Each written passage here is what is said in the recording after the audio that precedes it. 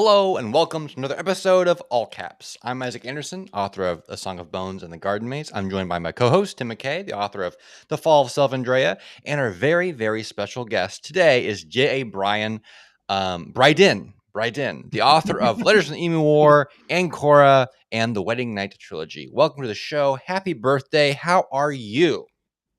Thank you for having me. It is wonderful. It's 10 o'clock at night here in the land down under. Very brave to come on so late.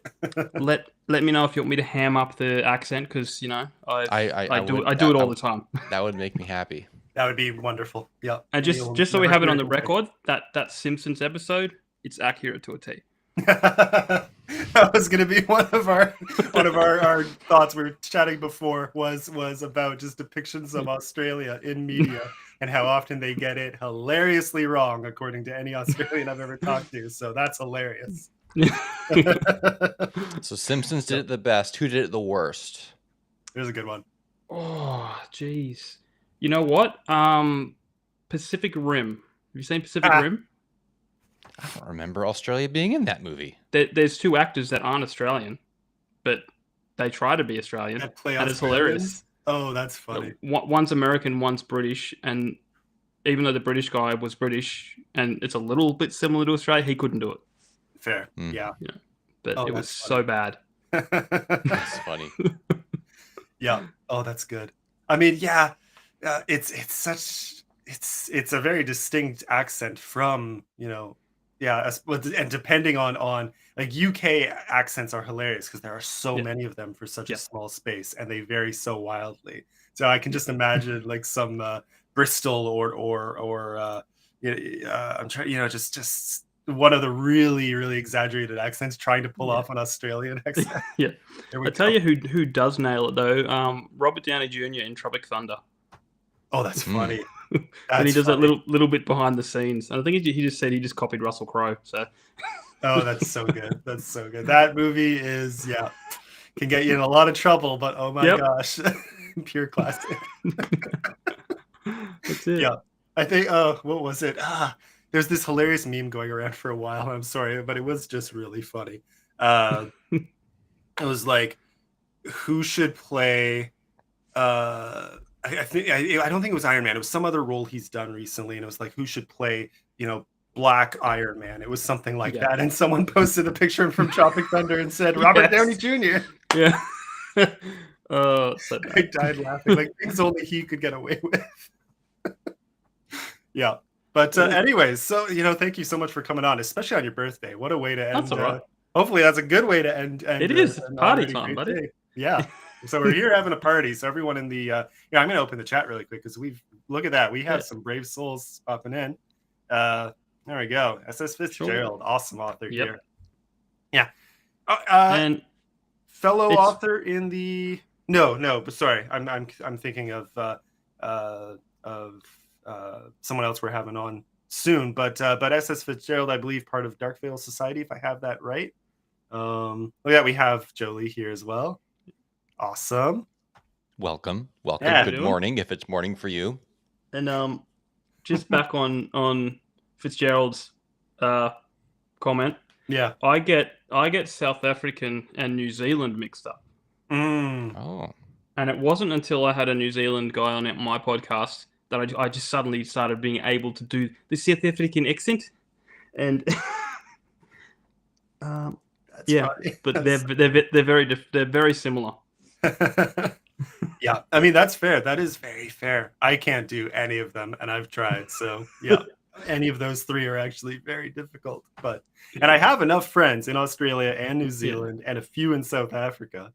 Heck, the guy in the room next to me in college was from South Africa, and very fun accent to be around. But no way he would mock any of us who dared try to get even close to it.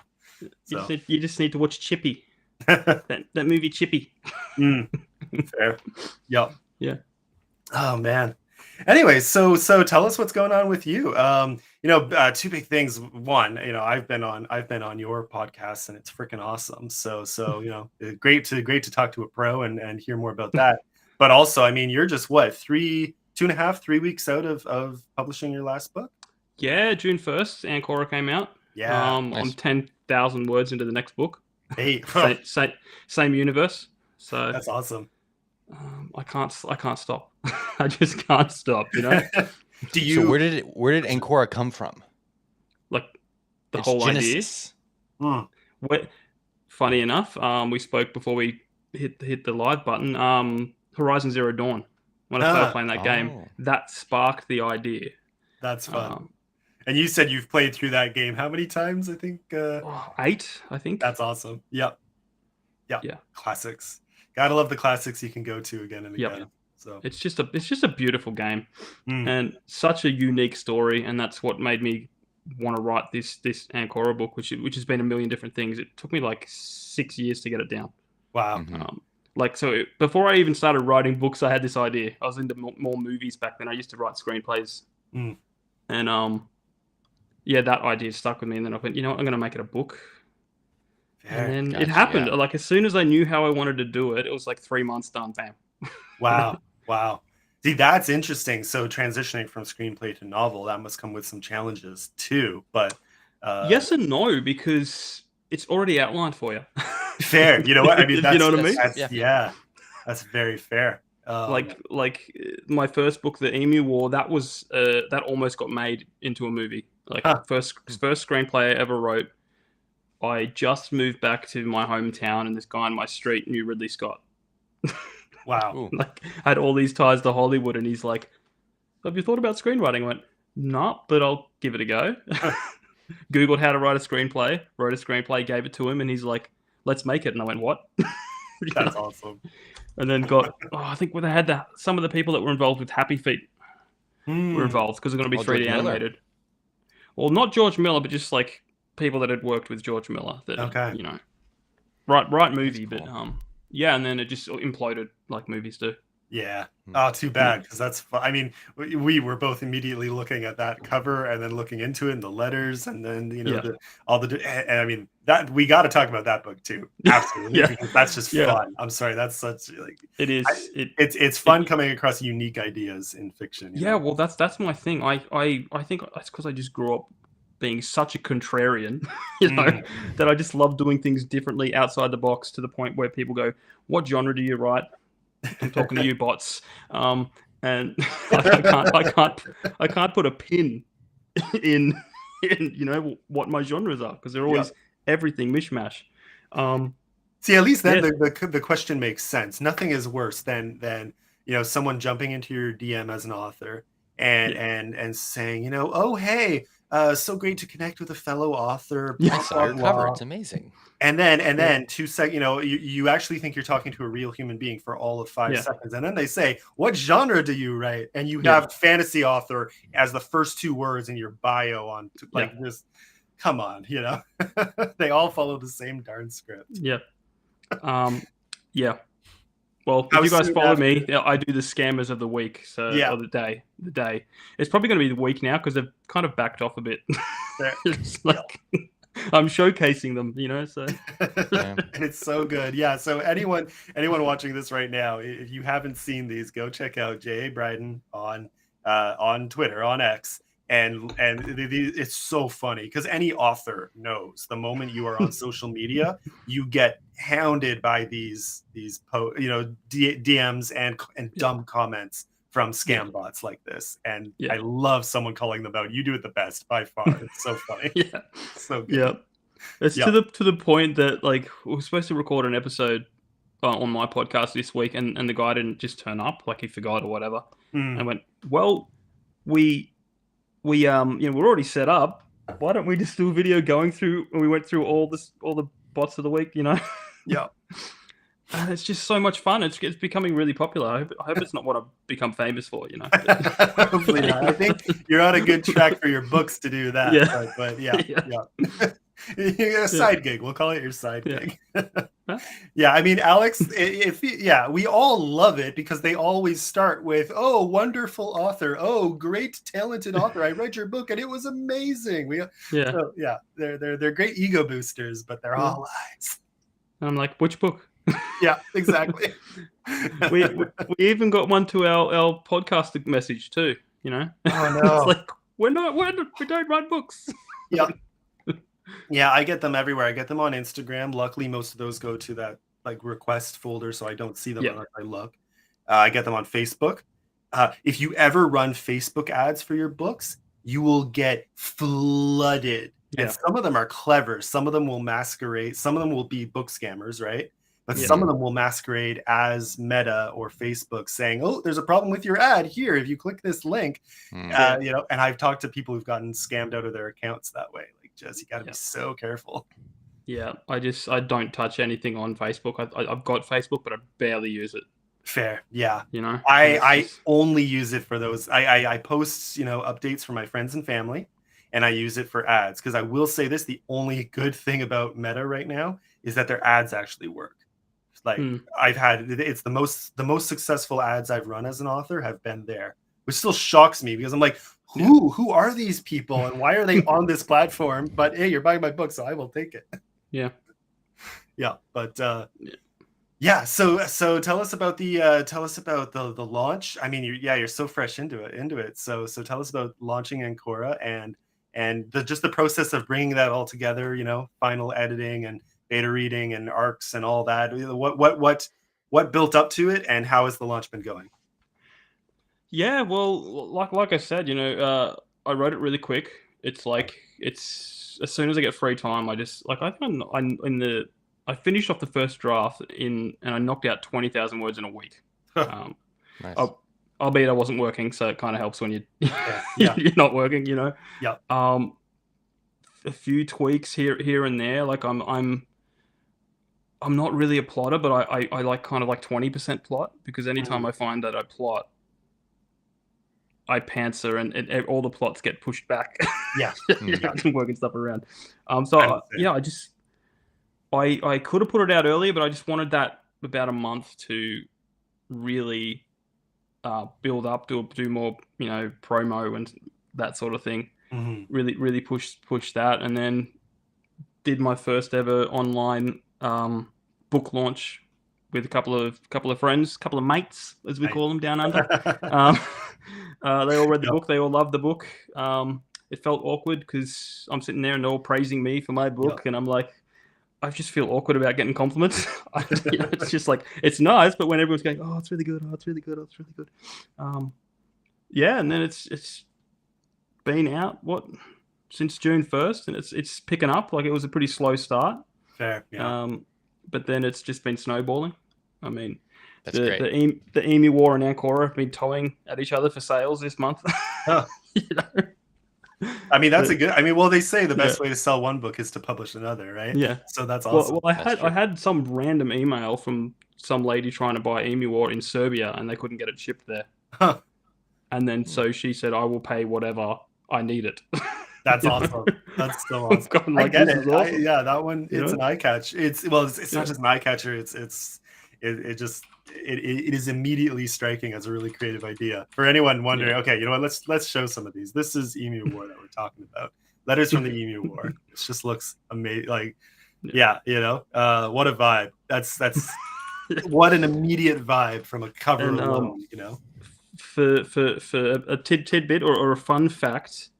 When I got that art made, I think I used Fiverr, and it was someone who could barely speak English, I'm pretty sure. Yeah.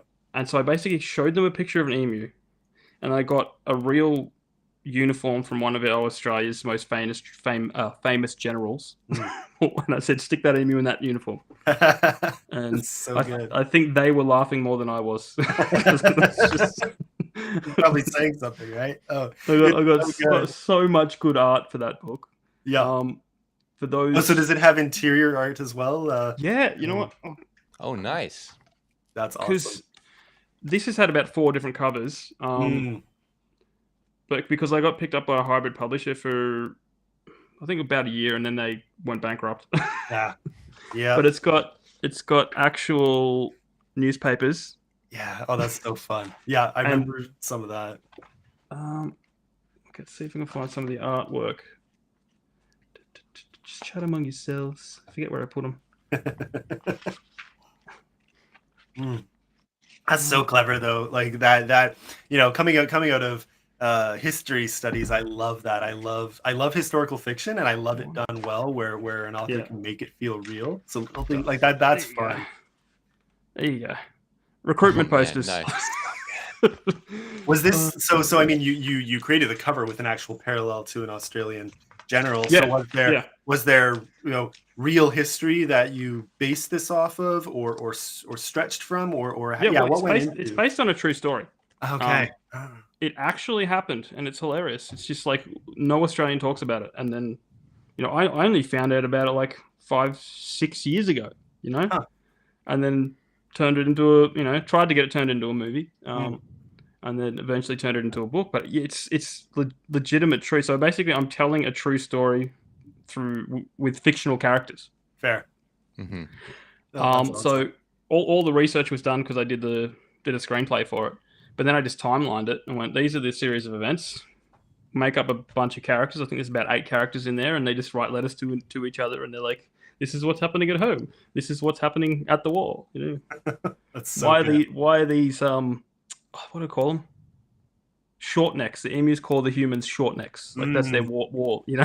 Because every soldier in a war has a a nickname for the enemy kind of thing. Yeah. Oh, that's so good. But yeah, it was so much fun doing it because it was literally it was the epitome of pantsering. It's just like make crap up.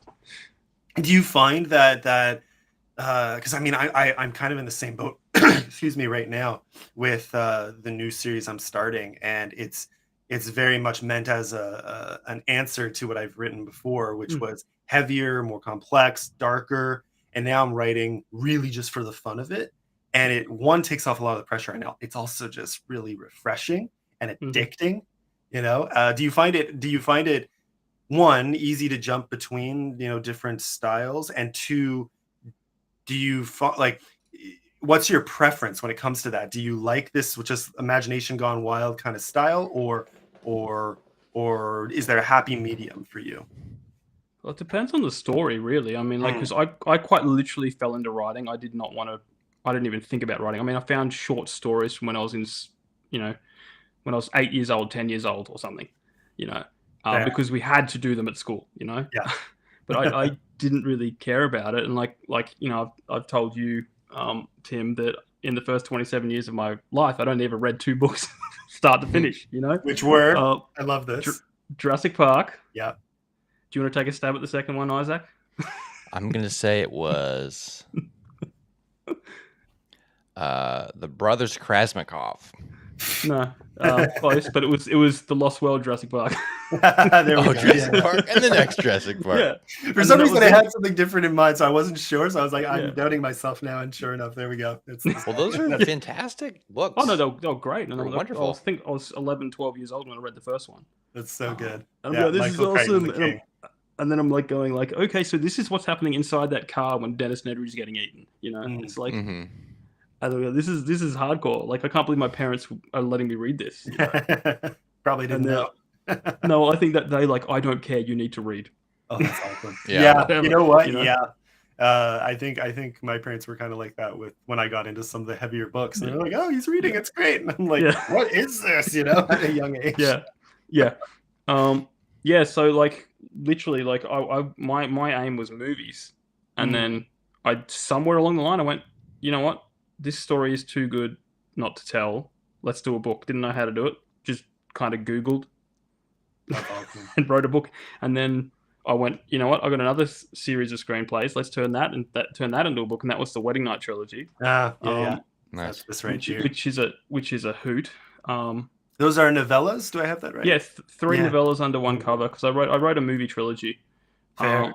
It was a lot of, the first one was easy, but it was a lot of hard work because you've got one novella which follows a medieval themed Bucks party, and then the second one follows the hens party, and they're running parallel, and then you've got these 2 casts that come together for the final one.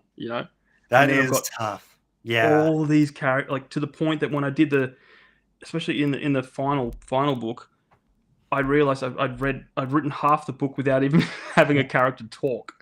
It's like, oh man, wait, You know, I'm going like, Yeah. I kind of need that character to come back.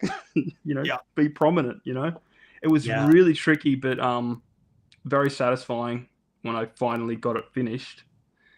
That is And one of then the real challenges with multi. We were talking before you came on this morning about multi POV or just different POVs to start with, but then yeah, with multi POV, yeah, there are huge challenges, especially if you want to tell sometimes the same scenes from different perspectives, or if you follow one perspective too long, hopping back into the other can be especially hard. Yeah, that's tricky. There's a lot. I never show the same thing from two perspectives. I I've always only ask, done it, I who's the think, most once. interesting person to witness this and think about it? Yeah. And I go with that person. I've only done it once, and I really enjoyed it. There was a purpose, and I only did it for a short stretch before continuing on with the second POV. You know, it just because they're both characters very much branched off in different directions from that same point. So, but like, yeah, I get that. It's not something I would overuse for sure. Yeah. Well, the Wedding Night trilogy is definitely third person. You know? Yeah. So, and then I just with Ancora, it's like I'm always heavy comedy. I love comedy. Like Wedding Night's got romance, comedy, horror, a whole lot of stuff. But Ancora is like polar opposite. Maybe there's one or two quips every now and again, but it's let's go in dark. It's kind of like so this is kind of your dark debut. Yeah, it's kind of like I'm trying all the genres. I just feel like that's what I'm doing. But then this was only supposed to be a standalone, and now it's a series. You know, so I'm going to be in this world for at least another 3 books. Fair. Nice. We were talking about this because one, I wanted to ask about the art, who did the art here, and two, on that note, you know, I remember looking at the description and thinking, ooh, okay, this looks like it has a dark, complex, rich tone, and the description ends with a message of hope. I remember that stood out because I look at this cover and I see journey and trial, but I also see a very strong overtone of hope. You know, sun rising, right? I see a dog too. Yeah. Or a No, fox? Nat, you got to zoom. I created my own mythological creature. Oh. So if you zoom in, it's got a beak. Ah, okay, yeah. I thought, is that a bird fox dog. snout? You're right. That's okay. I see it. Yeah. But the artists, they're 2 brothers called Art Saluki. They did the some of the art for the Emu War. My publisher at the time used them, and then I sought them out and went, you know what, some of their stuff's really, really good, and it's a decent price. Like you're not paying an arm and a leg for that art, and they just nailed that because I know how I want my books to look. Like I know, like I'm like, this is it, and I get it as close as I can do it, and then go make it better. Nice. You know, but this I actually went out to a lookout, probably about an hour and a half from my place up the mountains, and dressed my niece up in the kind of costume that I wanted, and then took a snapshot. Couldn't find an eagle wolf hybrid, but you know, I photoshopped a wolf on and then told them what the creature was, and they just nailed it first go. That's fun. Got it back in a week. Wow, that's that's a really good turnover. Yeah. I think, my artist, he's incredible for black and white images. He'll turn those around in once he gets started. Yeah, 2 to maybe 3 weeks. And even that's insanely quick for color illustration, a month to a month and a half. Like it's not easy work. Yeah, so this is very impressive to do that quickly, and it's great. It really turned out well. Yeah. Well, there's 2 of them, and there's a team, and fair. So that helps. They're really cool. I'm going to use them for the next 3 books. So that's awesome.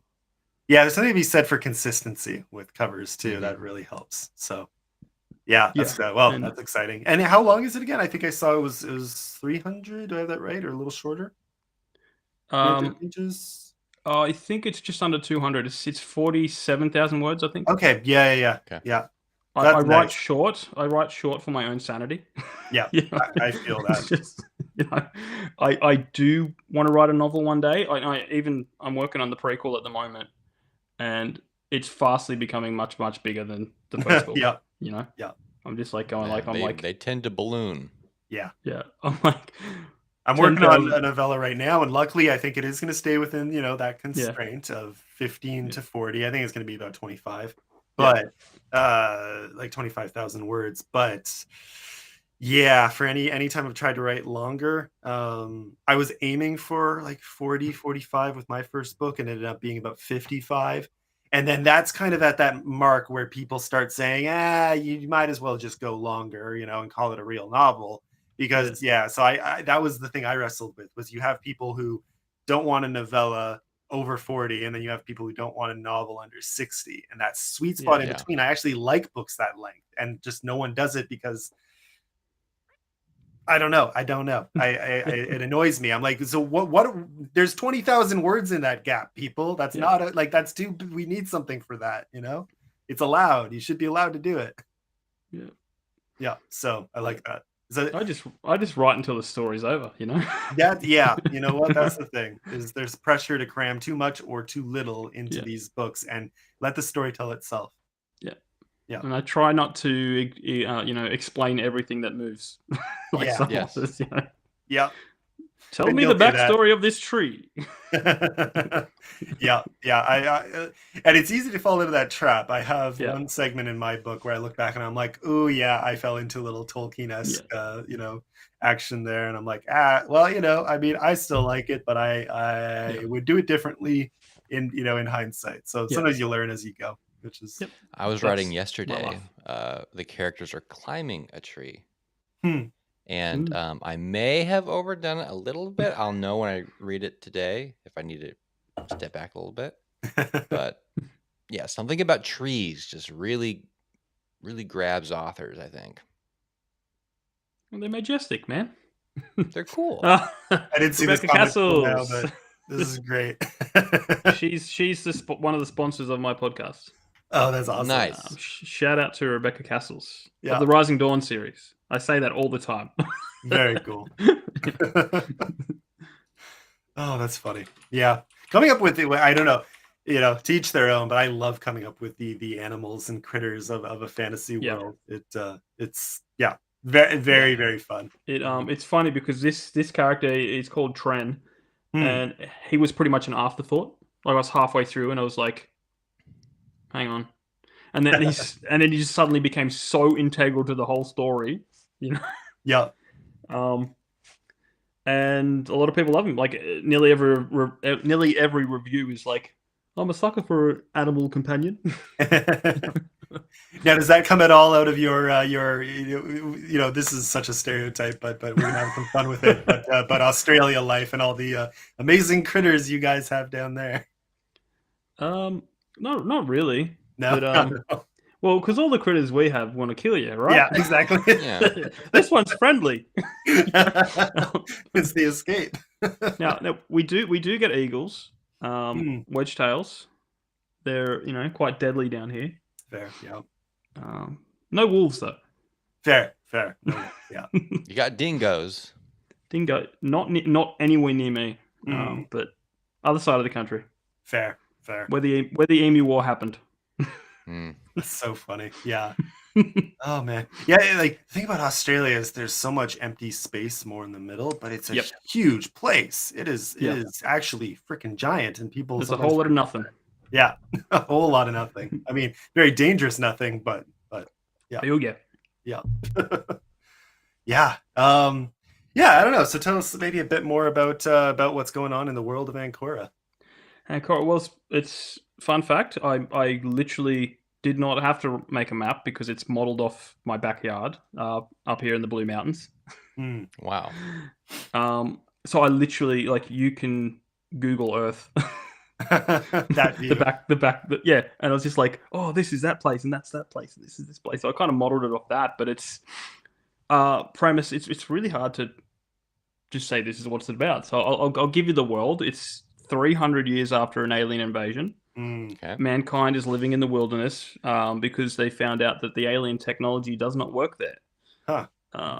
So they've, gone back to tribal life. They're living in hiding, and the aliens have come in on foot with, medieval weaponry to hunt them down. That's the kind of cool backdrop to it. Low-tech aliens. Low-tech aliens. I like it.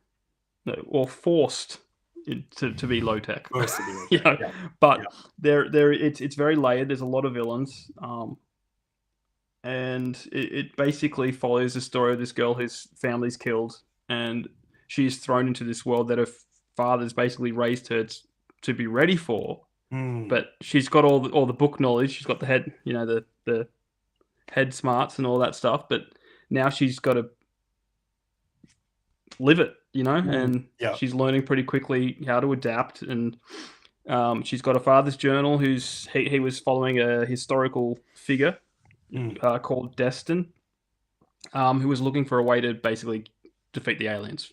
Fair. And he went missing, so she's tracing his footsteps to try and save the world. To see if he actually found it after all. Yeah, well, what happened to him? Where did he go? It's Yeah. like a mystery. And because everyone in this world believes that these aliens are invincible, essentially. So if you see one, you run. That's it. Fair. Oh, that's interesting. So medieval weaponry, but very difficult to kill. Yeah. Okay. But okay. but it's the illusion. Like, I mean, it's not a spoiler or anything, but like they can be killed. But all these people have just almost been controlled or brainwashed to believe that you can't kill them. Like the fight is completely gone from them. Kind of like Stargate. Yeah. Okay, good parallel. Yeah, that works. Yeah. Well, there was a little bit of Stargate influence into it. That's cool. But now this is set on a different planet, right? Do I have that right? No, it's Earth. It is on Earth. Earth. Okay. Yeah. That was one thing I was wondering from the description. Yeah. Okay. Yeah. Well, it's modeled off the Blue Mountains. Got it. So it is actually set kind of. Okay. I try not to say it's Australia, but it kind of is. Fair. Totally but I avoid tropes. I want to make it like anyone that reads it can visualize what they want. Fair. It can be set anywhere. You probably should let people know it's Australia, because I think that'd be a selling point, especially over here. Because we'd like to read Australia alien invasion story. Australian invasion. Put that right in front. Australian invasion. If you get the hardcover, the dust jacket has Ancora trivia on the inside. Okay. And it tells you that it's modeled off the Blue Mountains, and it tells you that my niece is modeled the character, and she's also Australian. So that's fun. I agree with Isaac on this. To me, that's it's a selling point. It's extra fun to visualize. Exactly. Yeah, I like that. I really do. That's very cool. Now, on the point of your niece dressing up, did you do anything else like live around the time of the launch to I say this having just come from was this last week or the week before? I was at a book launch for a friend who I met through Twitter, but lives here in Ottawa with me.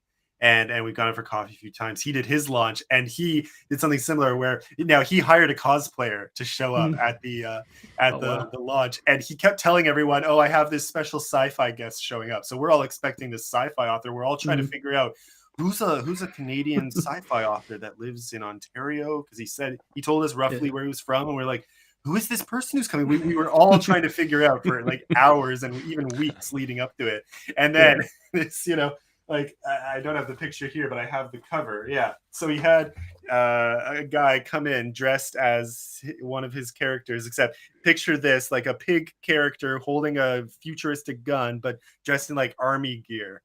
And he just shows up out of nowhere to this book signing launch event. That's funny. It was so it was really, really, it was already one of the best launches I've ever seen. And then that took it up by a factor of 10.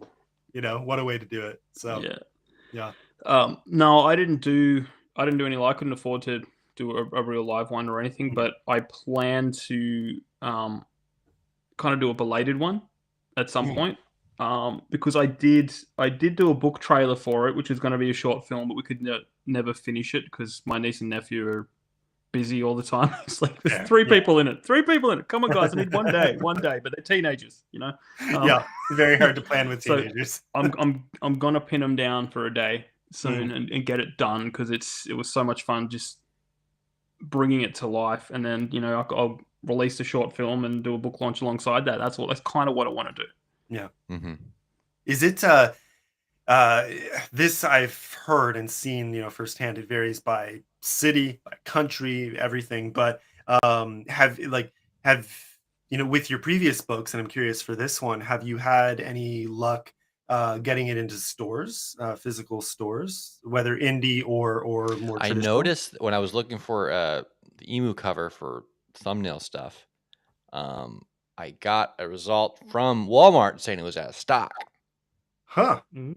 Yeah, well, it's like I've said, there's like 4 covers floating around. Mm. I had because I had it with a publisher for a Right, you year, had it with and a hybrid then they publisher, went yeah. bankrupt. But I'm like, I'll just redo the cover and make it as close as it was, you know. Fair, yep. And I've still got all the files. I got all the software, so I just redid it myself and uploaded it again. So there's this literally 4 books going floating around somewhere, you know. Fair. But I when it first came out with the Emu War, there's like a book crawl that you can do up the Blue Mountains. There's like 15 bookshops up there. Like it's Okay. booming, and only one took it. You know. Mm. You know. Yeah. Like.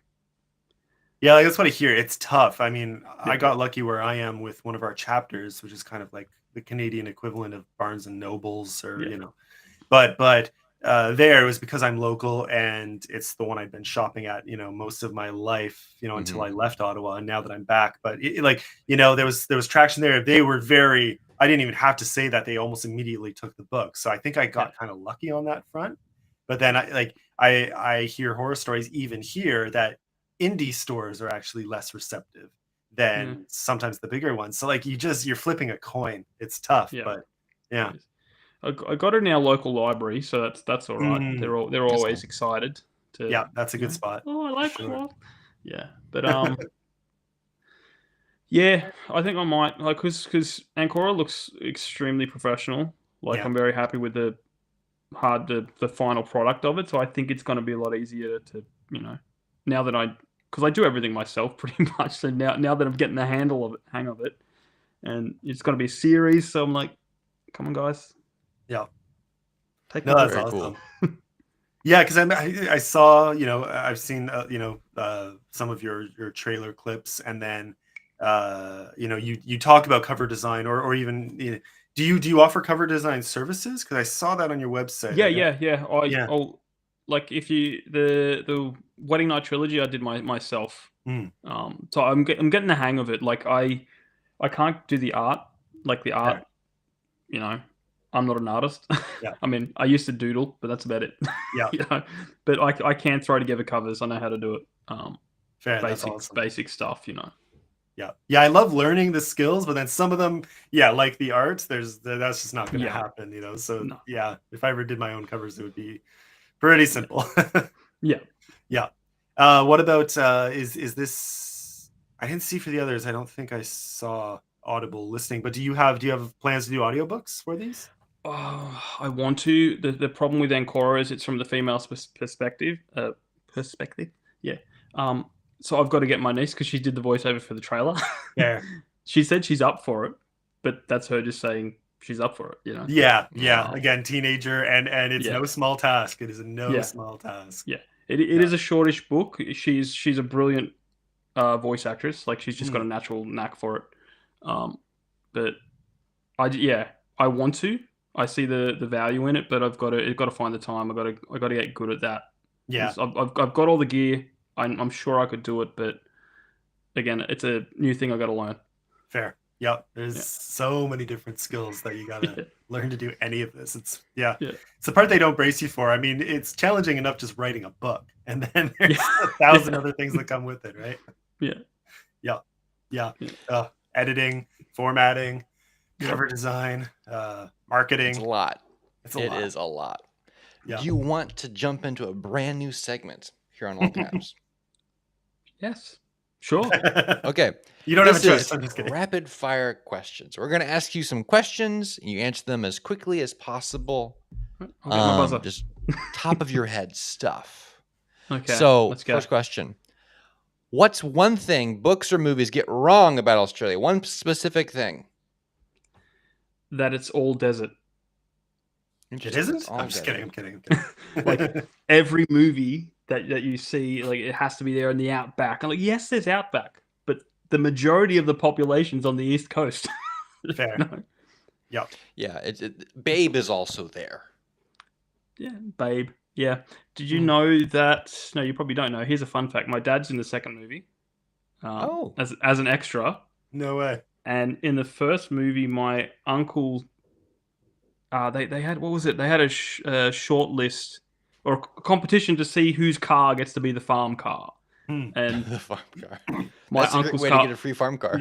my uncle's car was too dirty. They said, Mm, and he said it's a farm car. You know? Oh, that's too funny. dirty. Yeah. What is your best-selling book and why? Oh, it's got to be Letters from the Emu War. There. Why? Yeah, why? Why do you think that one in particular? that's Other why. than the fact it's just amazing.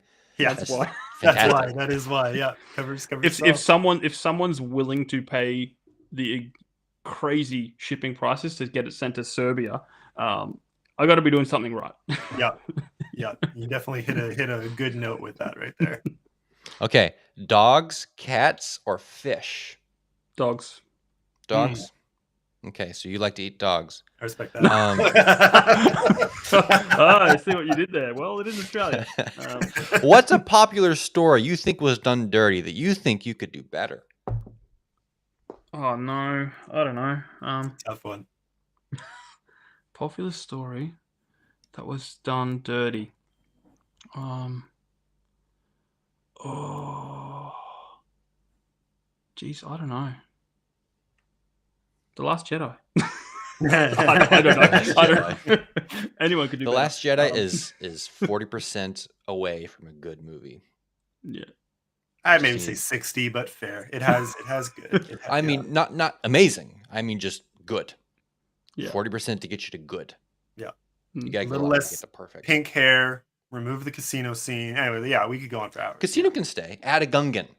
A Gungan needs to be running the casino. That brings it up a lot in my mind. Yeah, there you go. Yeah, or a hut, Add the right? pot. You mean a hut. Take out the rat horse things and do pod racers. Pod racing. Bring back pod racing. I thought it was going to be pod racing down there. Yeah. Okay. Is there a certain word count you shoot for in a writing session, and how do you achieve that? No. No, look, I have a word count that I want to get for each chapter. But I just write until I go, oh crap, that's the time. Yeah. Because sometimes a 300 word little snippet can take hours, and sometimes it takes an hour to do 2,000. I think that's too cool for us. If I really want to get something done, I'll just zip up to the park and just sit in the park and just write away, no distractions. That's nice. So outside, yeah, okay. That's kind of risky. Where you are, I did get swooped by a bird once, like while writing, constantly. Yeah, I'm sitting there going, what are you doing? Only once. This is Australia. It comes That's down. Amazing. Hey, it wasn't even a native bird. What? How's that work? Well, we've got imports. Yeah. Goodness, that's really funny. You had that toad problem I've heard about, right? The cane toad. Still happens. Still going on. Wow. That's priceless, though. That's really funny. So, what kind of bird was it? I think it's either called an Indian miner or a noisy miner. Okay. Yeah, like little birds. birds. The noisy one. That's those pesky fun. miners. Sorry. Yeah. Well, that's what they're called. Other than your own, what's a book more people should be reading? I feel like I should say Rebecca Castle's books because she's in the chat and it would be the right thing to do. She's got a new book out called The Broken Cabin, or it's about to come out. Broken Cabin. It's a personal story. It's a slow burn romance, and there is a character in it modeled off Henry Cavill, so that's always a win. Hey, yeah, can't say no to that. Henry Cavill shows up. It's always a good time. Yeah. And here is the final question today. What is the best thing about Australia? Oh, I may be biased here just because of where I live. Like my backyard is literally a national park. Yeah, that's pretty good. The hiking tracks, the places you can explore, and there's always a hint of risk involved because something may jump out and kill you. Yes, live in Jurassic Park. That would not do it for me. Where I lived during the summer one year, between college, semesters. I was backing onto essentially our Canada has a trail that goes all the way across it. It winds a lot for sure in order for that to happen. But where I was just at this beautiful part where you've got huge rolling hills, forest galore, streams and rivers going through it. And so I could just walk 5 minutes to hit those trails, and just extremely beautiful. Now I'm sure if I went far enough, wolves and bears and all that, but where I was, nothing. I would fall asleep on a branch next to a river, and I'd wake up and there'd be a beaver next to me. I'd be like, "Yeah, what's up?" What's up? Yeah, that's the life Hobbit when you have a style. spot like that. Yeah. That's cool. It's like, even I'm on the Sydney side of the mountains, so I don't do it anymore because I'm an old man. But New Year's Eve, you can look out like basically my back window and just see the entire valley just light up with fireworks. Wow. Nice. Oh, you can actually see Sydney. Like, if it's clear enough, you can see the towers and stuff like that. Just wow. That's awesome. Cool. Yeah, that would be fun to watch. Oh my gosh. Yeah. Well, that was it, eh? That was our rapid fire segment. Well, thank you for playing rapid fire questions. Awesome. Very fun. Yeah. Okay. What else do we have here? Yeah. I mean, we've hit on a bunch of the Australia fun. Okay. Question. This is totally. We're backtracking to accents here, different accents. But what is with from your perspective? What is with the rivalry between Aussies and Kiwis? What's going on there? Yeah. See, I think it's all sports related, and I just don't pay attention to sport. That would do it. Yeah. Unless it I love soccer or football, but only because I played it growing up. And I just as a teenager, we basically had a real life Mighty Ducks story, where this coach came into trained a bunch of ducks. Almost. No, this professional soccer player from London comes in, and he's like, "What is the worst team in your club?" And it was us. We're like losing 13-0 a game. And then basically, not in one season, which is the movie version, but in 3 seasons, we went from losing 13-0 to winning 13-0. Wow. And getting down to the 3rd highest division. Like, wow. Just that's awesome. That is always fun to see. That's just like probably the best thing I remember from my childhood. Is just like, How old would you have been for that? I think when he came in, I would have been 13, 14, something like that. Okay, yeah. I think because we won the championship when I was 16 or 17, maybe 16 we won. Those are fun years for soccer in particular. Yeah. We because you're past the early age of I've seen this with my younger siblings and also just myself at the time when you have the kids who are just following the ball in a crowd, and you slowly evolve from that to real soccer, and then it gets fun. But what positions did you play? Do you remember? I was striker. Okay. Ooh, very fun. I was really so it was your fault, really. Yeah. No, well, I was ridiculously fast for my age. Probably because I was bullied a lot. But, I just could run. Like, it's to the point where like I didn't have to play soccer. I could stand and kick the ball over everyone's heads, and they stare up at it, and I'd just run through and score. And to the point that I think a couple of years later, because I didn't train properly or anything, the coach pulled me aside, and because everyone was catching up to my speed, he's like, "Now I have to teach you how to play soccer." That's funny. That's funny. I mean, that's a great problem to have, but that's interesting. Yeah. Very fun though. Yeah, I was always midfield. I was always the midfield because I could run, but I was sucked at everything else. So I was passing it to the people who could do it.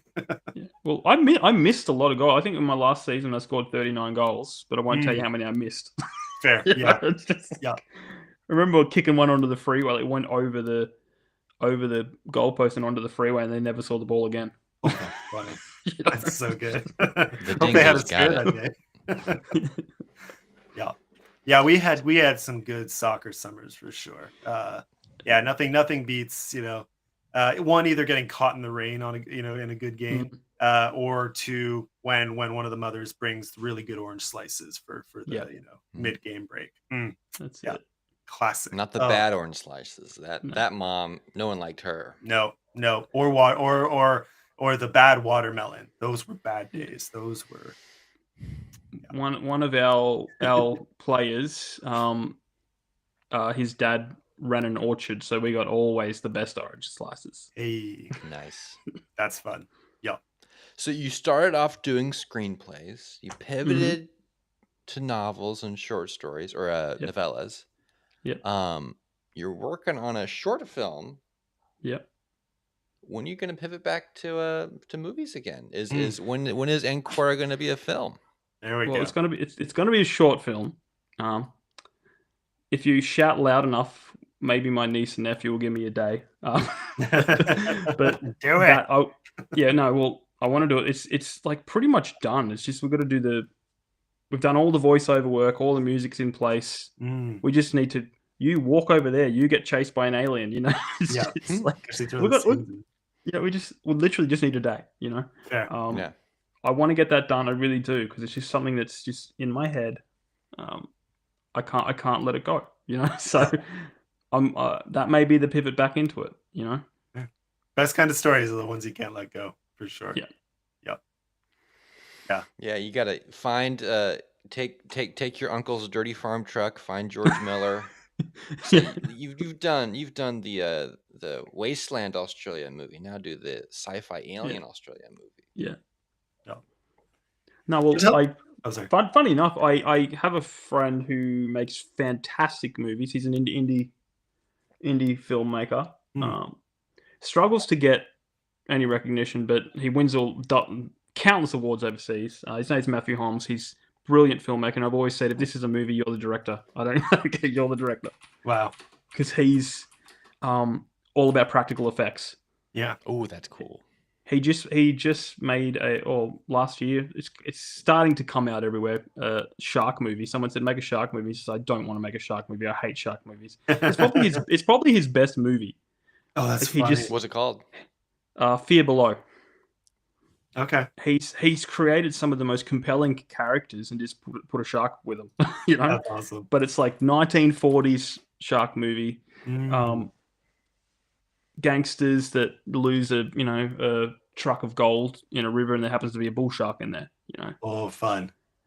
But great characters. He shot it without like all the underwater scenes, no water involved at all. Ooh. Wow. And it's just like you could swear you're underwater. You know. That's wild. He's a brilliant. Check him out, Matthew Holmes. He's done a lot of stuff. Very cool. I'm a sucker for I mean, it's a sucker for disaster films, and I'm a sucker for nature flicks. So shark films hit or miss for me, for sure. Like some I've seen I'm just bored, and some I've seen done really well. Croc movies, for whatever reason, I tend to really love. One good Australian one there. Have you seen Rogue? I haven't seen it. I know all about it. Okay. So that one I enjoyed. That one I thought, I mean, it could have been better. It had a great cast. The filming I thought could have been done better overall. It felt like it was missing something, but overall it was still pretty darn good. It had the right beats for one of those nature horror kind of flicks. And that I like. I like to sometimes throw that in my books because it's just something I love so much, Bears tend to be, unless it's cocaine bears, it's still ridiculous. Well, I saw someone made a joke saying like, "Oh, they're doing a sequel called Rehab Bear." That's so funny. Good. Yeah. Either of you ever saw? Did either of you ever see Wild America? No. No, I don't think so. Oh, that's an old classic. The main, like, it's three brothers, and it is based on a true story. Three brothers who went off to film animals all across America, but the movie itself is so darn good. A great cast, and the main guy, was it Home Improvement he was in? I think Tim Allen. with Tim Allen. No, but it's the younger guy. But no, he's been in guy- other things. I'll have to look this the up. guy that voiced Simba. Yes, him. Oh, Yeah. Matthew Broderick? Jonathan Taylor Thomas. Jonathan Taylor Thomas. Thank you. Yes, so he's the main guy in Wild America, and he's just freaking brilliant. It's such a, it's these, he's the youngest of the three brothers, and the two others kind of leave him out and tend to bully him, and it's kind of him finding his own on this adventure with them. And they're hunting this legendary cave of grizzlies. And oh my gosh, it's a good movie. It has name an animal that you'd think of in the States, and it pretty much features them. True. Alligator. You know what? Maybe. Who knows? It's got alligators. Salamander. It's got maybe. Yeah, I'd have to. Anyways, it's very, very well done. Yeah. So things like that. Again, it comes back to the animal. Wildlife and animals and pets. I love a story that weaves those in. It just makes the world feel richer. Yeah. Everyone loves animals. Yeah. So Well, eagle, fox. Speaking dogs, of animals, we have one last little game to play with you. Okay. So you're from Australia. You're in Snake Town, so you know how to deal with dangerous critters. So we have some dangerous critters, and we want your advice for how to handle them. So this is, can I kill it or will it kill me? This actually depends on the type of kangaroo. Okay. This is a red one, so yes. Yes, I can kill it or it can kill me. It will kill you. True story. My uncle saw one.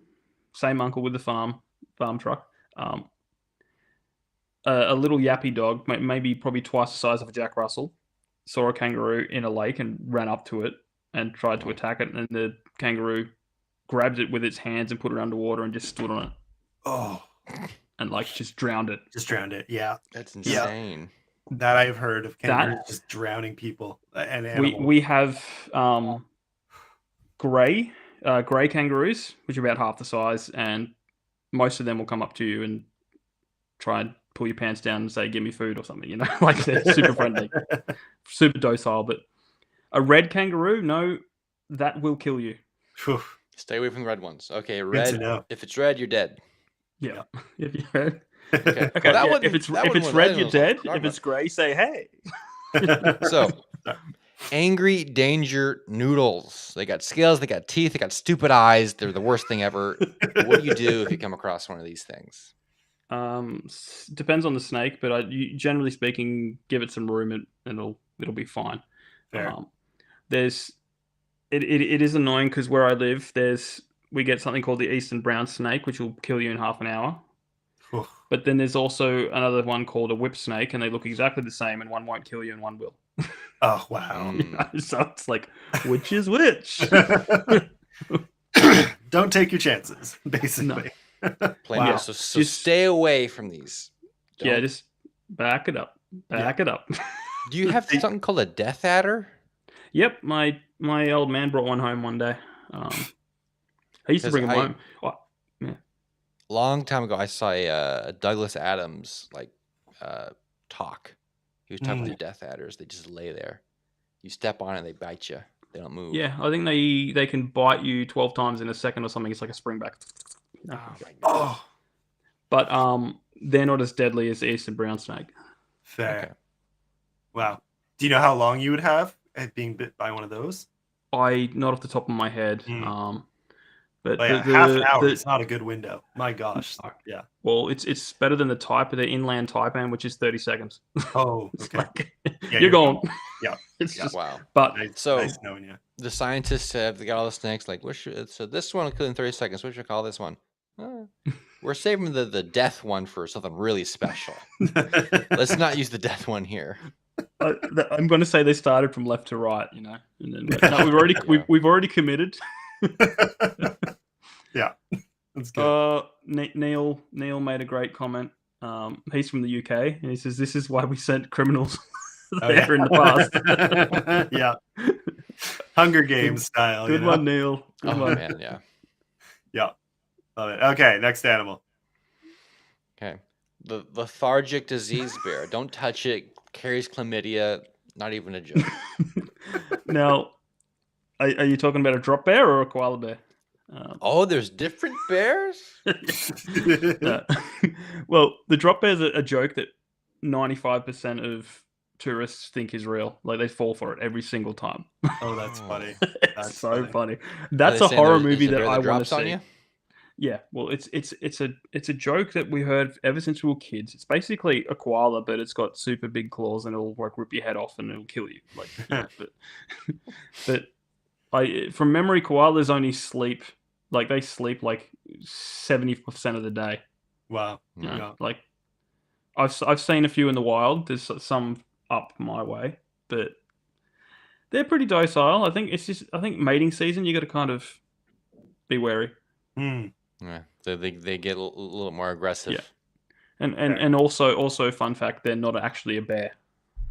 Right, they're marsupials. Yes. Yeah. They got that pouch. Everything's marsupial down there. Yep. It's fun. All right. What's next? Freaking dinosaurs. Oh, you know how much I am afraid of emus? Like I know I wrote a book, and this is what my family do. I write a book or I do something related to something, and they give me everything. They give me emu books. They give me emu socks. They give me emu clothes. And it's just like, I wrote a book. I don't love emus. They freak me out. Like this pictures give me great anxiety. This guy's about to get brained. Well, they did beat us in war. That's a true story. Which is wild. But emus, no, I don't think they'd really kill you. I can't think of any instances where they have. The cassowary, on the other hand, yeah, they'll kill you. Yeah. I was gonna say, yeah. That came to mind. Now, so there are cassowaries in Australia. I knew there. Yeah, not many. I think they're up north, like way up north, and the biggest threat to them apparently is pigs, wild pigs. Wow. Okay. So that's their true enemy. That's an interesting rivalry right there. There's your next book idea. That's the cassowary pig wars. I was, because when I did the emu war, I was thinking about doing a trilogy, and I just could never make one that stick. But one of them was cassowaries versus pigs, and I was going to call it Viet Ham. Oh my gosh, that's so good. Yeah, I love it. You could do didn't the crows and the cane toads have it out in Australia too? Probably. It's not my neck of the woods. That's not way north. I remember I saw on Animal Planet when I was a kid. They were talking about the cane toads, and they were infesting everywhere. But what kind of curbed it a little bit was the crows figured out if you flip the cane toad over and eat everything but its back, you won't die, because they got that poison stuff on their back. Yeah. So the crows figured out how to eat the cane toads. And people were kind of like, that's very interesting. The crows are smart enough to figure that out. Crows and ravens. Smart birds. Very darn smart. Yep. All right, next one. What do we got? Okay, lastly, Australians. They're pretty much warriors from birth. I've seen rescuers down under. You don't mess with anybody who can ride an eagle. So you come across an Australian in Australia. I mean, what do you do? I mean, how do you survive the encounter? It depends where you are. I'm gonna say, like, look, country folk are the nicest people you'll ever meet. This guy looks like a country folk. Yeah. Fun fact: I was on a road trip once. It was like a 3.5 day road trip, and we found a little town called Mount Me. Literally Mount Me, but with 2 E's. And we thought it was so funny that we drove there. It was like 3 hours out of our way. Quaint little town, one school, one shop. I'm pretty sure it was attached to the police station. So it was, hello, would you like to report a crime, and would you like some eggs? But they were the nicest. Like, people are waving. Oh, hello. It's just, That's awesome. It's amazing. I have to be careful sharing this story because we're streaming to Facebook. I think we're safe. Just change words. Yeah, but I have a family friend who she went out to Australia, got married there. So this coming from Canada with our very benign accent, I think you would call it, weirdly caught between UK and US norms. Oh yeah. Not she has a very mild, like, definitely not, maritime accent, very, very Ottawa Valley, Yeah. what you're hearing from me, but even milder, I would say. And then she goes to Australia, comes back after 5 years, and it's really funny because she's convinced she now has an Australian accent. And it's so bad. And like part of it was just she had such a good experience there, Yeah. living where they do, and just loves the people, loves the culture, loves everything about it. Can't stop talking about Australia, how beautiful it is. But she like sometimes she'll come with some family or even friends from Australia, and you'll see them like just trying to stifle their own laughter while she's talking because her accent is so bad, and she just doesn't recognize the differences between them. And anyways, so good, so good. Yeah. So it's a place that leaves its mark on you, but yeah, not necessarily easy to become a part of. This is the advice I'll give you. All right, with Australians, treat them like our wildlife. Don't corner it, and you'll be right. That's good. Good advice. Good. Yeah, I love it. This picture is totally cracks me up. Yeah, there we go. I think that was actually looks a little bit like my uncle. I can see it. Well, just from even I'm picturing you with a few years from now, once you've gone through your fantasy, your sci fantasy author phase, that beard's going to come out, and this will be you. Mm-hmm. Once you retire, authors go on their retreats, right? That's the dream. Yeah, I'll lock it in. Right there. Yeah, the Australian outback, J.A. Bryden with his fantasy beard. That's it. And missing teeth. Yeah, that was a good look. Oh man, that was fun. That was especially fun. Well, is there anything else?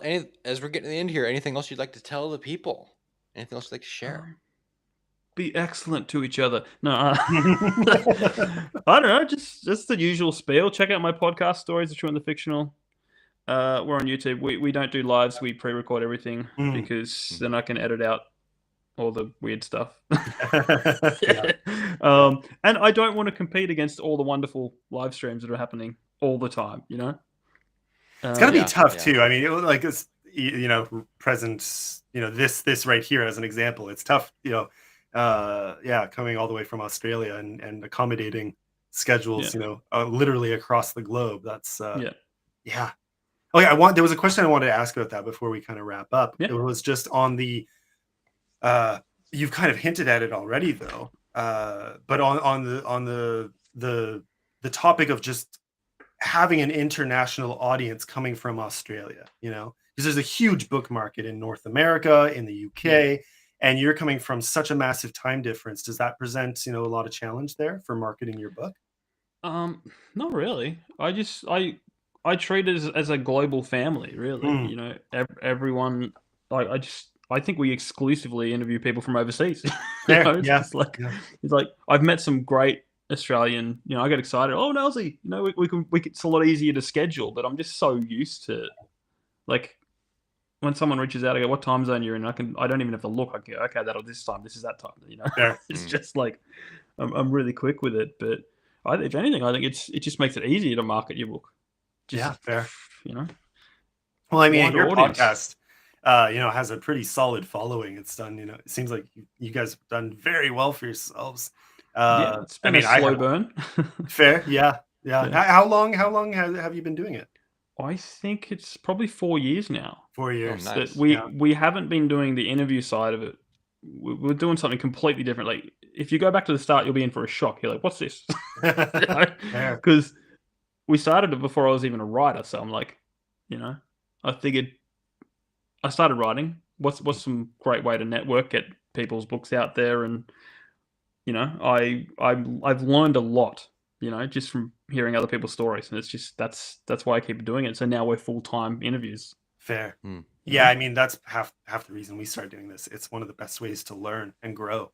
Is just having these conversations with other authors, seeing what they're doing, what inspired them, what their habits are. It's just fun. It's just a lot of fun connected. Like you said, it's an international community and family that you get to have, that you would definitely not have otherwise. So very cool. Yeah. Well, I mean, it's coming up on what 11:10 over there for you. So yeah. hopefully I haven't taken too much of your time, but what a fun way to end your birthday, right? That's it. Yeah. That's so awesome. Yeah, I can't believe I didn't know that beforehand, but wow, what a yeah, maybe would have scheduled differently if we had known, but thank you so No, much for I coming knew. I knew what I was getting myself into. on. There, You yeah. know? Self-punishment. That's it. Yeah. Well, thanks for coming on. Thank everybody for watching. Stay away from red kangaroos, and see you next time. Cheers, everyone. Like, subscribe, and all that good stuff. And yeah, and be sure to check out Stories the True. I always get the name wrong. Let me get this right. Come on. Stories the True and the Fictional. That's it. the actual name. Yeah. So you can find that on X. I believe there's a link to the podcast 2 or 3 locations under YouTube, as well as to jabryden.com. So we've got your website, we've got your socials. So check those out. Everyone follow this guy because he's an absolute gem in the community. And be sure to watch out for those hilarious scam of the week posts. Scammer of the day. I love it. I freaking love it. And if you have great interactions, send them my way. I'll whip them up and get them out. Start taking those screenshots. Let's build awareness. It's so much fun. Yeah. Well, cheers again. Thank you so much for coming on, and